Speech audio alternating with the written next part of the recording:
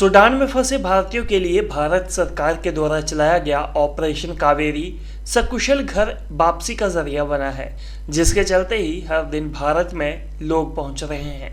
Kaveri operation की पहली flight में हमीरपुर जिला के नादौन उपमंडल के गांव पंसाही के दीपक अग्निहोत्री भी अपने घर पहुंचे हैं। दीपक अग्निहोत्री ने सूडान में पैदा हुए हालातों व यहाँ पर हो रही जंग पर अहम जानकारी दी तो ऑपरेशन कावेरी चलाकर भारतीयों की सुरक्षित घर पहुंचने के लिए भारत सरकार का भी आभार जताया है।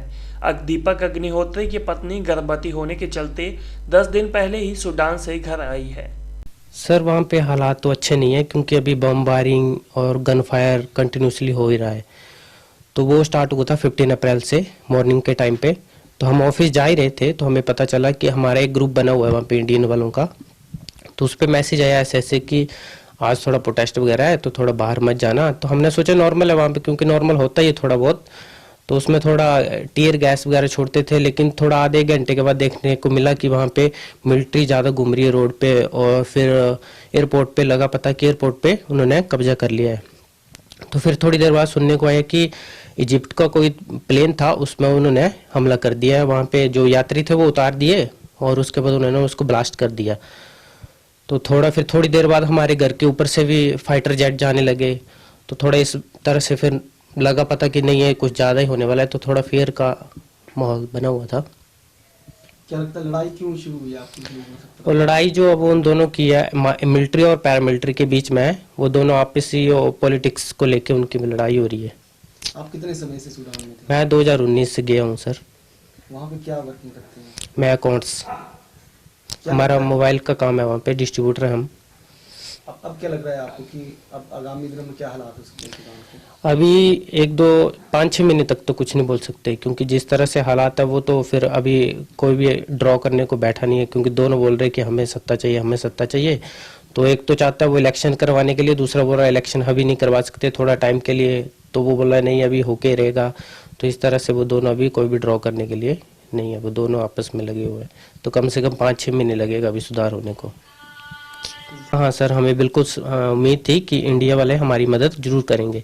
तो जैसे हमारी एम्बेसी से बात होती रहती, वहाँ पे एक ग्रुप बना हुआ था एम्बेसी को लेके, तो उन्होंने बताया कि ऐसे हमारी मीटिंग है तो मोदी जी के साथ और जो हमारे राज्य वित्त मंत्री हैं SK जयशंकर जी, उनके साथ बात हुई है। तो फिर उन्होंने बोला था कि एम्बेसी से कि कुछ होगा तो हम बताएंगे। तो जैसे हमें 22 को हमें पता चला कि फर्स्ट बैच निकलेगा, तो फिर हमने बोला कि ठीक है। उन्होंने बोला कि जैसे आपसे होता है वैसे कीजिए, बस वगैरह बाकी हम करेंगे। तो हम लोगों ने बस वगैरह की, 50 आदमी किए इकट्ठे, फॉर्म फिल हमने किए सब कुछ। फिर हम चले गए वहाँ पे पोर्ट सूडान में। 14 घंटे का रास्ता था, लेकिन रास्ते में हमें मिलिट्री मिली, लेकिन उन्होंने कुछ नहीं किया क्योंकि वो इंडियन की रिस्पेक्ट करते। तो उन्होंने पूछा कि कहाँ से हो, तो हमने बोला इंडियन। तो वो ऐसे अपनी भाषा में बोलते फदल फदल, मतलब वेलकम। तो ऐसे कोई नुकसान नहीं पहुंचाया हमें, वो उनकी आपस में लड़ाई है, तो इंडियन को कोई नुकसान नहीं पहुंचाया उन्होंने। जो ऑपरेशन कावेरी चला हुआ है वो अच्छा है, गवर्नमेंट ने अच्छा चलाया। सऊदी की गवर्नमेंट है वो भी सहयोग कर रही है। और जैसे हम पहुंच गए, जो भी फंसे हुए हैं वो पूरे भारतीय पहुंच जाएंगे अच्छे से, कोई दिक्कत वाली बात नहीं है। और अभी भी शायद सुनने में आ रहा है कि एयरक्राफ्ट वहाँ पे और पहुंच गया है, और NIS की जो सुमेधा जो शिप है वो भी वहाँ पे पहुँच गई है। तो अच्छे से आ जाएंगे, सभी आ जाएंगे। मैं अभी 6 महीने गई थी, 6 महीने पहले गई थी अक्टूबर में, और अभी 31 मार्च को ही आई हूँ। तब तक माहौल बिल्कुल ठीक था। उसके बाद 15 अप्रैल से ख़राब हो गया था थोड़ा माहौल।